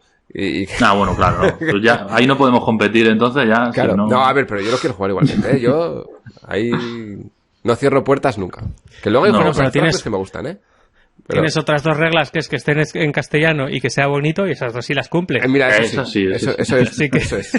Entonces, yo tengo reglas y claro, hay veces que hay que buscar el fallo en el Matrix para Tú lo que quieres es excusas para no comprártelo, pero bueno, no entráis en casa. No, obviamente, es muy barato, caja pequeña, yo ya aprovecho también, ¿no? Para decirlo y que entra fácil, que no ocupa hueco en la estantería, sí, ya he visto. No te quema el bolsillo. Pequeña, y yo probar sí, pero cuando sé que es algo que puede no entrar 100% en mis gustos, pues lo mantengo ahí y digo, cuando lo pruebe, pues ya veremos lo que pasa. Está claro, un juego puede ser un juegazo, pero si no encaja con tus gustos o con los gustos de tu grupo, pues oye, está claro. Que yo no me corto en decir que el Pandemic Legacy me parece una basura y a la gente le encanta. Está en el top 2 de la BGG, o sea que... O sea, a eso me refiero. No, basura en el sentido de la sensación que me da a mí. No quiero decir que el juego sea malo, sino que... Eso. A ver, no estamos en Mefi Games, estamos en el laboratorio de juegos. Claro, eso es. Sí. No estás reseñando. Exacto. Estamos destripando. Yo también. En cuanto a sensaciones mías propias que van muy lejos de lo que son luego las mecánicas del juego y de cómo funciona. Que eso... Claro. Yo, por ejemplo, me pasa con muchos euros, ahora cada vez voy hacia euros más duros, me pasa mucho con aquellos euros en las que la puntuación es vista todo el rato. Uh-huh. Y entonces sé quién va ganando y sé quién va a ganar. Y aunque no sepas quién va a ganar porque la partida está igualada, es como que me obligan a jugar al ritmo y al nivel de los demás. Uh-huh. Y eso a mí me cansa muchísimo. Yo prefiero jugar, y si luego, si tú has sacado 100 puntos y yo he sacado 20 porque tú juegas mucho mejor, pues ole. Pero que yo no lo note durante la partida. Sí, entonces hay muchos juegos que son juegazos, y verdaderamente juegazos, lo reconozco, pero que a mí personalmente pues no los voy a jugar o no lo voy a jugar todo lo que debería porque no encajan en esa línea, pues ya está. Pues sí, ya te digo que en Copérnico el tema del draft, ese draft no creo que me genere ningún tipo de problema porque es una decisión en un momento. O sea, tengo 4 cartas, ¿cómo reparto las 4 cartas? Sí, no tengo que hacerlo 4 veces. Entonces eso ya mitiga el problema que a mí me genera el draft. Lo otro es la reticencia que yo tengo a jugar un extracto, pero eso... que no quiere decir que no me vaya a sentar en la mesa a jugar. Eres un enamorado del Riff que estás todo el rato comentando. Ya te digo, y luego me encanta el Riff y es abstractísimo, ¿sabes? Es que... Sí. Mira, si llegan a haber decidido en lugar de planetas corales... hubiera encajado. Mira, pues igual, es que en el Riff lo digo muchas veces, digo, es que funciona perfecto, pero si no llega a tener ese tema, igual no me gusta. O sea, igual no lo juego igual. Eso también puede pasar. Para que veáis que incluso los creadores son caprichosos, para cuando son jugadores. Sí. O sea, yo me acuerdo el año que fuimos a Essen, que estaban el azul, el nuevo azul y el Riff, uno al lado del otro. Probé los dos y es que el Riff a mí me enamoró, pero vamos, a unos niveles tremendos, y el azul no me llegó tanto, por ejemplo. A mí el azul me parece que es muy frío. A mí me deja muy frío. Es como, bueno, pues hago aquí mi puzzlecito y ya está. No... Sí, eso me pasó. Y en cambio el Riff, todo lo contrario, no sé. Sí, es que el Riff tiene combos. Entonces, los combos, cuando hay combos en un juego, da igual que sea el Riff o que sea otro, cuando hay combos en un juego, yo creo que a la gente le genera sensación de satisfacción porque ha conseguido hacer varias cosas al mismo tiempo. O sea, ha encadenado muchas cosas. Sí. Y él lo ha preparado para poder hacerlo, ¿no? Es la persona la que ha hecho eso. Sin duda, ese es el éxito que ha tenido el Wishpan o Everdell o cosas así. Exacto. Combinando. Porque además notas un crecimiento a lo largo de la partida tremendo, que eso es lo que al final te engancha. Oye, y volviendo un poco a Copérnico, si te dieran un cheque en blanco y te dicen, bueno, ahora presupuesto infinito, ¿qué mejorarías? ¿Qué harías? ¿Qué hubieses hecho de forma diferente para que lo que tengamos en la balda sea alguna cosa un poco diferente? ¿Cambiarías algo o lo dejarías tal cual está? Pues, ¿qué decirte? Pues sí que no cambiaría nada del juego. Lo único que añadiría cosas, ya que tenemos presupuesto infinito, como has dicho, pues añadiría cosas. Añadiría quizás, pues por simple, yo qué sé, quedar bien delante de la gente, tapetillos con los huecos para colocar las cartas, porque sí que nos han llegado, sí que nos han llegado comentarios, pues claro, tú pones una carta y se supone que no la puedes mover, pero claro, la primera, 2, 3, 4 primeras cartas que pones, no sabes si son las de la izquierda, las del centro, o pues luego pones otra al otro lado y ya está. Entonces hay gente que se ha quejado de eso, que yo entiendo que además puede ser una estrategia buena. Sí. Pega mucho con el juego de que los otros no vean lo que voy haciendo. Pero bueno, yo pondría pues a lo mejor un tapetillo y añadiría algunos módulos que se quedaron fuera del juego pues porque había que encajarlo ahí a esas 110 cartas. Bueno, 105 tiene, ¿no? Sí, 105. Entonces había que encajarlo y se quedaron fuera. Algunas la tiranía de las planchas, ¿no? Claro, para darle un poquito de chicha y hacer todavía líneas más bestias todavía, ¿no? Pero bueno, quitando eso, lo que es del juego no cambiaría nada. El arte es que me encanta, por lo cual... Está muy chulo. Sí, está muy bonito, sí. Decía la tiranía de las planchas porque es eso, o sea, por mucho que quieras pensar que tienes un folio en blanco, luego cuando hay que llevar la producción hay que meterlo en el tamaño de planchas que tenga la fábrica que te lo vaya a producir, y a veces hay que tener cierta manga ancha, cierta flexibilidad final para que tu juego encaje en 105 cartas, en 108, en 110, en 100, porque a veces dices, mira, es que si nos vamos a imprimir a Polonia, pues es que las planchas son estas, si nos vamos a imprimir a China son estas, si hacemos en España son estas otras, y no siempre ese número está cerradísimo. Sí, además nosotros era carta cuadrada, que conocíamos menos, no sabíamos exactamente pues lo que había, y al principio, si no me equivoco, teníamos 120 cartas para que cuadrara todo súper matemático, o sea, las copias exactas de cada una de las cartas que tenía que haber y demás, y pues nos obligaron a cortar, que no se nota, al menos que Paco analice el juego, no se nota que te faltan de dos planetas te faltan 10 cartas. Pero bueno, ahí fue ese recorte que tuvimos que meter y de algunas cosas que se quedaron fuera, ya te digo, de ideas a desarrollar para futuras expansiones. Oye, ¿y en las cartas cuadradas de cuánto es la plancha? ¿De 54? Depende, es que como todo, depende mucho de la fábrica donde lo hagas.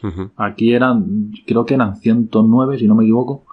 Así que nosotros lo tuvimos que dejar en 105 y había 4 en blanco. que no están en el juego, pero que la plancha salían. Sí, que era una plancha. Nosotros solamente una, imagino. En el Moon 108. 108, mira. A lo mejor eran 108 y he dicho yo 109, sí, puede ser. Entonces, claro, 108 no podíamos hacer porque eso sí que descuadraba todo. Claro. Lo dejamos en 105. Pues nada más, no vamos a hablar más del juego, creo. No sé que quieras comentar alguna cosa más sobre él. No, yo poco vale. Más que decir a la gente que lo compre, hombre. No sé. Además que está súper bien de precio. O sea, es un juego que funciona genial y que ocupa súper poco y que está muy baratillo, así que os animo a probarlo porque ya hemos visto que tiene cosas bastante novedosas y que si a alguien le estomaga un poco el draft como Adrián, pues que está resuelto aquí, saca un tridente para liarla bien. Y que aunque la caja ponga a partir de 9 años, hemos visto a niños de 7 años jugar, vamos, a unos niveles que no te haces una idea, porque claro, ven rápidamente, los patrones los ven muy rápido. Y son muy puñeteros y saben exactamente a quién darle la carta en el draft y qué carta quedarse ellos. Una cosa que yo digo mucho, sobre todo en mi canal de YouTube, es que la edad está puesta a una edad concreta, por ejemplo 10 años, pero que siempre si vas a jugar con niños que están habituados a jugar, siempre vas a poder jugar a menos edad. O sea, por ejemplo, de 10 puedes jugar con 8. Los de 8 puedes jugar, bueno, con 6 igual me estoy pasando, pero... No, sí, pero sí que es verdad. Y tú coges un juego familiar en Alemania y familiar aquí y es que no tiene nada que ver. Aquí ya lo tildamos de euro ligero, ¿no? Ya no es familiar. Es muy diferente. Yo eso lo hablo en algunos artículos de la revista, en alguna ocasión lo he comentado. Yo además creo que el juego, o sea, la edad del juego no tiene que ser solo a qué edad pueden jugar, coger los componentes y más o menos hacer algo sensato, sino que sean capaces de ganar, que sean capaces de tener posibilidades de ganar, si no, no. O sea, que tú me pongas que pueden jugar a partir de 6 años porque puede coger las cartas y no comérselas, pues no me parece que esa sea la edad del juego, ¿sabes? Pues que tenga posibilidades de ganar. Es que realmente aquí, no quiero abrir otro melón, pero creo que estamos confundiendo en la caja cuando ponemos los 3 típicos valores, ¿no? De número de jugadores, duración y edad. Realmente con edad siempre queremos hablar de dureza. Pero muchas veces necesitamos las dos, porque hay juegos que son muy sencillos, pero que tienen una temática bastante violenta, y entonces ahí sí que le necesitas meter un más 14. Y dices, bueno, es que esto es un más 14 porque aquí palma peña y no son ni animalitos, ni zombies, ni nada por el estilo, sino que es gente peleando por su supervivencia y matándose unos a otros en un escenario postapocalíptico. Ahí eso no le puedes poner un más 8 por mucho que las mecánicas sean sencillotas. Y luego está lo contrario, ¿no? De decir, joder, es que mi juego es con un tema pues relativamente para todos los públicos, pues resulta que es bastante puñetero en cuanto a estrategia. Entonces le quiero meter un más 10 o un más 12 que realmente un chaval que lleva jugando toda la vida, pues igual con 9 años, un más 12, pues lo pilota perfectamente y te puede dar verdaderas palizas, ¿no? Entonces, pues ahí igual casi necesitaríamos una casilla más en esos 3 iconos típicos para decir, aquí ¿qué estamos hablando? ¿De no recomendado para mayores de 18 años como en las películas, ¿no? El rollo del PEGI que tienen para los videojuegos y tal, ¿o estamos hablando de dureza? Porque yo creo que casi siempre se habla de dureza en ese más 8, más 10. Sí, normalmente sí. Pero a veces es lo que dices, no está del todo ajustado porque el juego mecánicamente puede ser lo más sencillo del mundo, jugar carta, robar carta, pero en cambio, pues eso, es de hacer combos, es de hacer un mogollón de cosas que luego va después y tal, y dices, vale, sí, el niño puede jugar y puede pagar el coste de la carta sin ningún problema, pero es capaz de ver luego la evolución que tiene eso. Pues a lo mejor no, entonces a lo mejor aunque mecánicamente le puedes poner un 8, o sea, más 8, pues no es más 8 el juego. Y a veces ahí, pues bueno, sobre todo eso trabajo editorial que lo hacen bastante bien, que a veces a los autores nos cuesta mucho. Sí, ahí vosotros tenéis el otro tridente de Dandra, ¿no? De que hay gente que diseña, pero hay otra gente que está pensando en el marketing, ¿no? Como Raúl, que dice, mira, es que esto tú, vale, sí, a ti como autor te gusta esto, pero para venderlo hay que ponerle este tema y además hay que ponerle esto en la caja, que son más 6 o que son más 8, que sea tal. Y eso también pues es experiencia, ¿no? No es un poco chuparse el dedo, levantarlo y ver por dónde va el aire, sino haber visto mucho y conocer bien el sector, saber también las novedades y tal, ¿no? Y eso es lo que también podéis aportar vosotros con una visión multi-objetivo, ¿no? De creador, diseñador, marketing, ventas, producto, ese tipo de cosas, ¿no? Eso es. Además, nosotros decidimos luego ponerle para mayores de 9 años, cuando normal es 8 o 10, ¿no? Parece que en números pares se lleva mejor. Y le pusimos 9 por aquello de que así el niño de 8 que lo coja se va a sentir mejor por poder jugar a un juego de mayores. Y fíjate qué tontería, pero algunos nos lo han dicho. Ha habido gente en algún evento y demás que lo han dicho, que oye, que los niños lo disfrutan y les gusta poder jugar a un juego de mayores. Qué buena. Con un añito de diferencia solo. Sí. No, pero en esas edades es un año, son décadas en otros lados. Sí, así es. Antes de terminar, no sé si nos quieres contar en qué estás trabajando ahora mismo, si estás trabajando en algo nuevo, en nada. Pues bueno, trabajar en 1000 proyectos, lo hablamos el otro día en el grupo, ¿no? Tengo una carpeta en el ordenador, pues con más de 50 ideas y prototipos que vamos renovando año a año, de las cuales luego pues cogemos 5 para decir, oye, vamos a hacer un proto de esto y vamos a intentar enseñarlo y demás, pero luego al final pues te enamoras de una o dos que son las que intentas desarrollar. Ahora mismo estoy con 2 protos muy muy fuertes, que uno es el Cartomagos, que es el primer juego que hago desde la temática. Quería un juego de magos, tampoco es que me puse muchas restricciones en cuanto a temática, simplemente que fueran magos, vale, haciendo trucos de cartas, ¿no? Pero bueno, luego le fui dando, claro, como yo llevo ya 12 años haciendo magia, pues todas las técnicas que salen en el juego es una colocación de trabajadores, y todas las técnicas que vamos haciendo en el juego son técnicas reales de la cartomagia para conseguir hacer trucos, ¿no? Y ese es €1 medio que dura 40-50 minutos como mucho, de 1 a 4 jugadores, sí, y que, joder, me tiene ciertamente enamorado ese juego.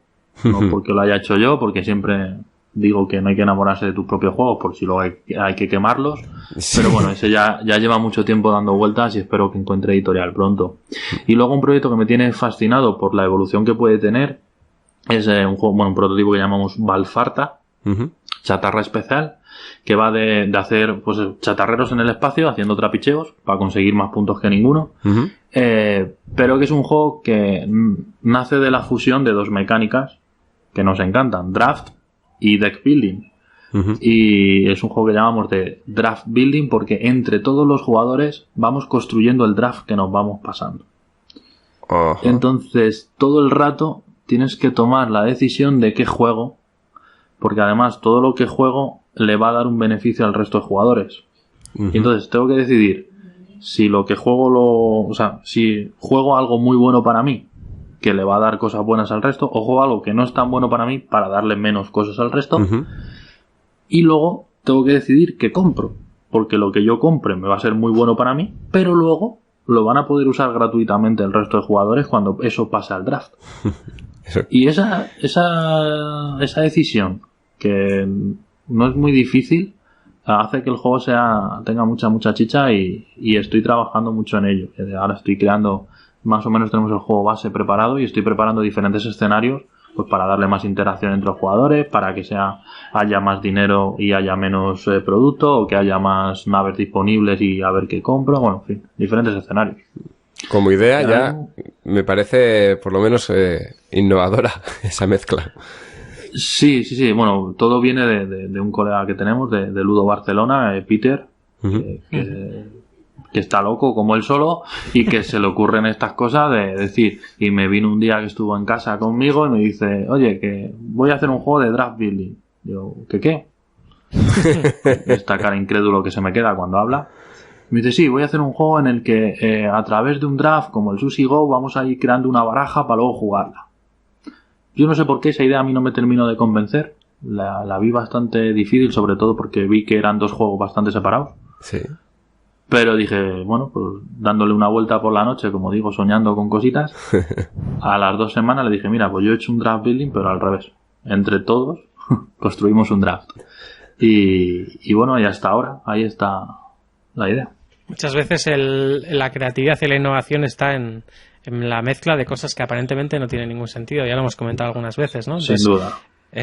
Pues así como las ideas no se pueden proteger ni privatizar, el tema de que busquemos nuevas combinaciones, pueden surgir ahí ideas potentes y ideas que desencadenen en cosas muy diferentes, ¿no? Ya justo decías, en esa multiplicación de draft y deck building se puede hacer por un lado o por otro, ¿no? Y así como con los números, pues multiplicar 3x4 es lo mismo que 4x3, en los juegos de mesa y en otro tipo de multiplicaciones no es lo mismo 3x4 que 4x3. No es lo mismo hacer un draft para hacer luego un deck building que hacer un deck building para luego draftearlo, ¿no? Entonces, animamos a la gente a que conozca cada vez más mecánicas, porque imagínate las multiplicaciones que puedes hacer cuando sabes muchas, ¿vale? Porque cuando sabes 5, pues las combinaciones son 5x4, o sea, pero cuando sabes 12, pues son 12x11, ¿vale? Y son muchísimas más. Entonces hay que tener ahí pues una buena caja de herramientas, pues como tenéis vosotros, para darle caña a de hecho, todo ello. Dos cosas con esto, Pablo. O sea, Dojima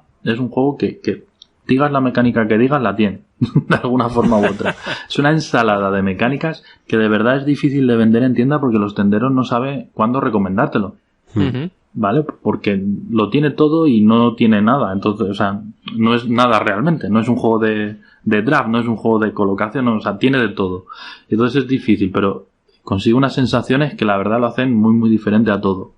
Y precisamente en un ejemplo muy sencillo de hacerlo de una forma, en un orden o en otro, es el tema de ¿cuándo robo una carta? ¿Al principio o al final de mi turno? Porque te cambia completamente las sensaciones que da el juego. Sí. Si la robo al principio tengo más opciones y es más fácil gestionarlo, también tendré que pensar más. Más fácil, también un poco más AP, ¿no? Exactamente, porque no has tenido el entreturno para preparar.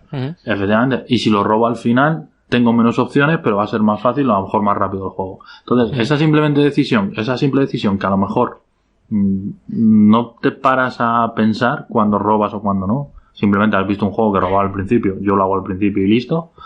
Te puede cambiar mucho y pueden salir cosas muy muy interesantes, muy muy diferentes en ambos sentidos. Vamos a ir terminando, pero me gustaría que nos contaras, que nos dijeras un consejo para un diseñador que acabe de empezar. Bueno, pues voy a tirar de la misma línea que Paco y decir que escuche este podcast y que vea la revista.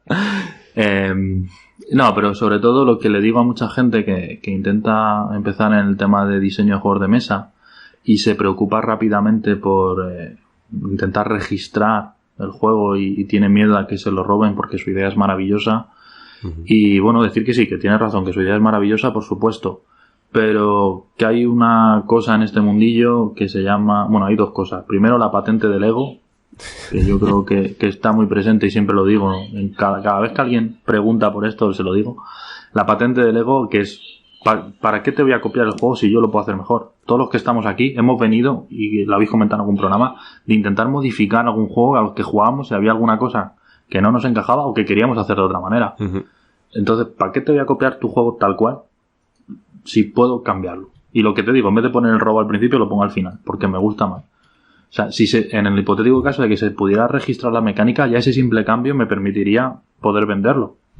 Con lo cual, no hay problema. Y luego está la otra cosa, de enseñar muchísimo, muchísimo el juego para que la gente sepa que es tuyo. Sí. Yo estoy seguro de que en Ludo, en gran parte de Ludo, se conoce el cartomagos, porque llevo mucho tiempo moviéndolo, porque la gente me conoce a mí y, oye, pues el que más o el que menos sabe que soy mago. Y seguro que si sale un juego de colocación de trabajadores y de magia, aparte del Trickerion, que no me he copiado, pues la gente va a saber que oye, que a lo mejor se ha inspirado en mí o que tal, no digo que tengas que robarle la idea. Entonces, que no te preocupe nunca mover los juegos, ¿no? Yo lo que le diría a un autor, además, que es la única forma de avanzar con los juegos, moverlos mucho, enseñarlos muchísimo, cuanto más mejor, escuchar a todo el mundo lo que te dice y luego ya tomar decisiones propias, porque a veces con los testeos nos confundimos, pero sobre todo enseñarlo. Y que en términos legales, la única forma de que se conozca tu juego es enseñarlo. No hay copyright ni nada. O sea, hay gente que, por ejemplo, no, con esto de que hablábamos de los servicios que ofrece Dandra, incluso pues son reticentes a mandarte las reglas o mandarte un pues un portfolio, como hablábamos antes, ¿no? Con la ficha técnica del juego, tal, una hoja de ventas, porque tienen miedo de que le quiten la idea. Bueno, entiendo el miedo, pero que no, que en este mundo no se da.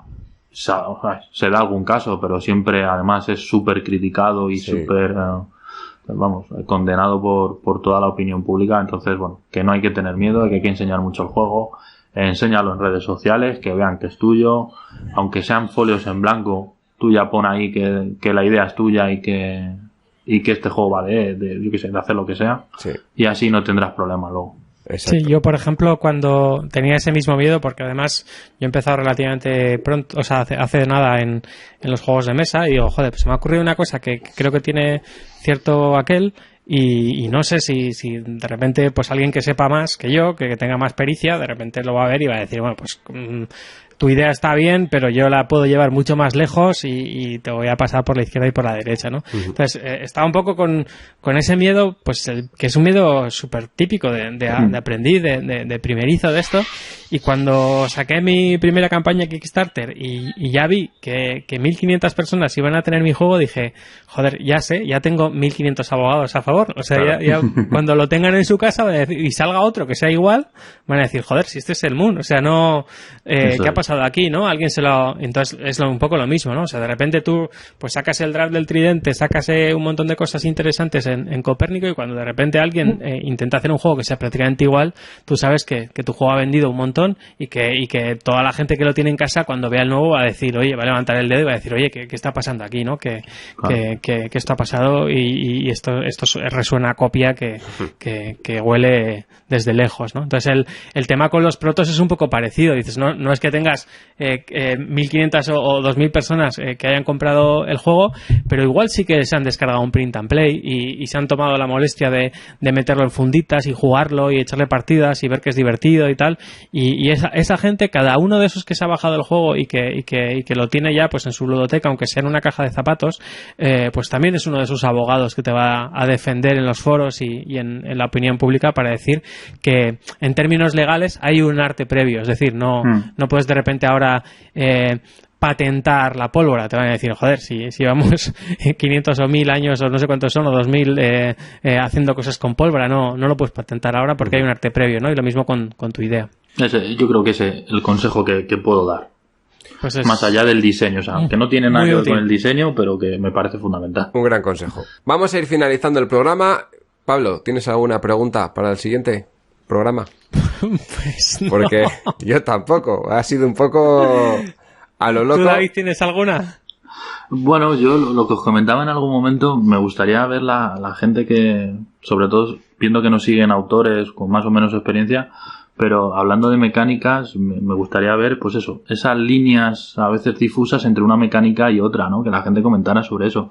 Además, porque el comentario que puse el otro día parece que ha traído bastante cola y... Sí, no nos hemos metido en ese jaleo, pero ha habido un debate bastante interesante en el grupo de Telegram sobre tu dardito ahí que lanzaste, ¿no? Tu polémica tu DAD que lanzaste, que sí puedes comentarla rápidamente. Bueno, yo decía en el comentario, afirmaba rotundamente que un draft y un colocación de trabajadores eran en esencia lo mismo. Lo sigo manteniendo, a pesar de todo el debate. Lo que sí que es verdad, pues como decir, ¿no? Siempre con matices, por supuesto, si fueran lo mismo no serían dos cosas diferentes, pero en ciertas circunstancias, y tampoco hay que ser muy específico, no hay que limitar mucho esas condiciones, traducen o producen sensaciones bastante similares, cada uno por supuesto en su ámbito, ¿no?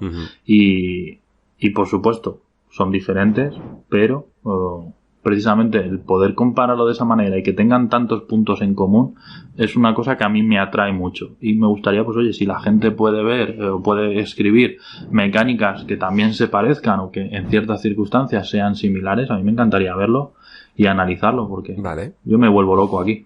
Sí, de hecho otro comentario fue un poco en esa misma línea y nos dijo a ver si los juegos de habilidad y de los de percepción visual que le parecían la misma mecánica o que tenían un trasfondo muy muy común, había mucha similitud, ¿no? Entonces, bueno, la gente parece que ve ciertos solapes entre mecánicas, pues un poco la pregunta podría ir por ahí, ¿no? ¿Qué mecánicas crees que se parecen a otras, ¿no? Sí, efectivamente. Mecánicas similares entre sí o algo así. Lo pondremos. Sí. Además es que cuando te pones a analizar las diferencias, ves las cosas en las que se parecen, y al revés, cuando piensas en que se parecen, ves las diferencias. Yo, por ejemplo, me acuerdo una vez en una conversación que alguien dijo, bueno, es que un deck building es un gestión de recursos. Y hostia, me pilló por sorpresa y dije, ¿qué ha pasado? Y bueno, luego te pones a pensar y ves sus cosas, ves sus matices, y es muy interesante para un diseñador hacer ese trabajo. A mí me pasó la semana pasada, en el programa que grabamos la semana pasada, cuando abrimos este melón, que fue eso, digo, ¿se parecen? ¿En qué se van a parecer? Entonces empecé a ver las similitudes. Claro. A raíz de que nos escribieras con ese comentario en el no sé dónde fue, si fue en iVoox. Pues a raíz de ese comentario fue donde yo dije, pues sí, mira, tienen muchas similitudes. Para mí no son lo mismo, pero tienen muchas similitudes. Efectivamente. Hombre, para generar debate que sea rotundo y un poco provocador. Y luego porque además en un texto tampoco me puedo ahí explayar demasiado, porque si no luego va a ser muy, muy aburrido de leer, ¿no? Bueno, pues no sé si queréis aportar nada más. Nada, que ha sido un placer tenerte aquí. O sea, es una gozada ver cómo la gente que se ha metido en las tripas de los juegos para ayudar a sacar ideas de otros o para sacar las propias, pues tiene una visión un poco diferente, ¿no?, de lo que es esta industria.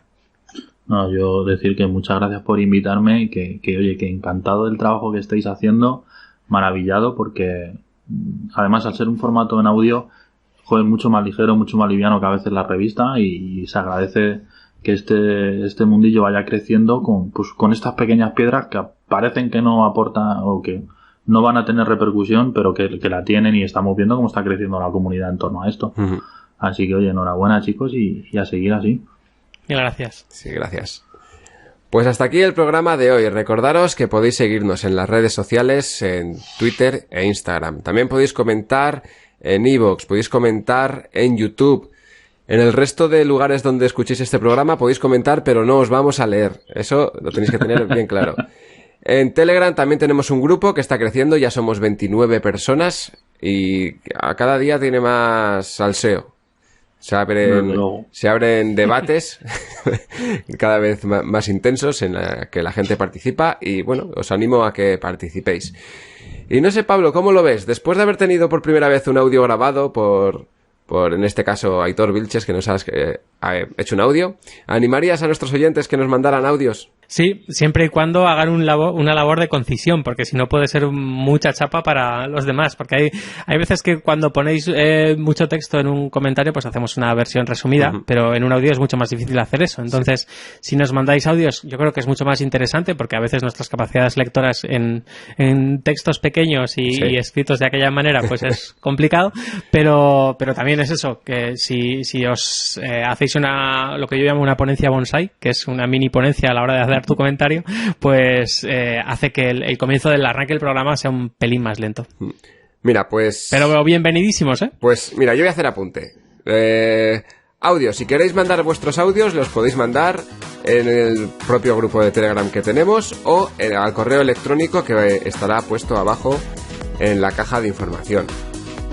Yo diría que no excedan el minuto, puede ser un minuto 15, ¿vale? Pero que no excedan mucho más del minuto, por el hecho de que si tenemos varios audios, pues no vamos a poner todos, o porque si hay uno, vale, puede ser de 5, pero si tenemos varios, pues obviamente no vamos a poner varios de 5 minutos, porque sería un programa solo, con los audios de la gente.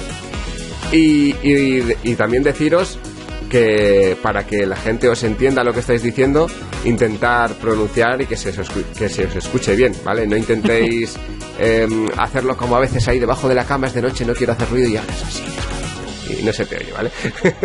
Más que nada, pues para que nosotros podamos entenderos bien, y los oyentes pues también puedan escucharos perfectamente. Pues hasta aquí el programa de hoy. Nos vemos en el siguiente laboratorio de juegos. Hasta luego. Adiós.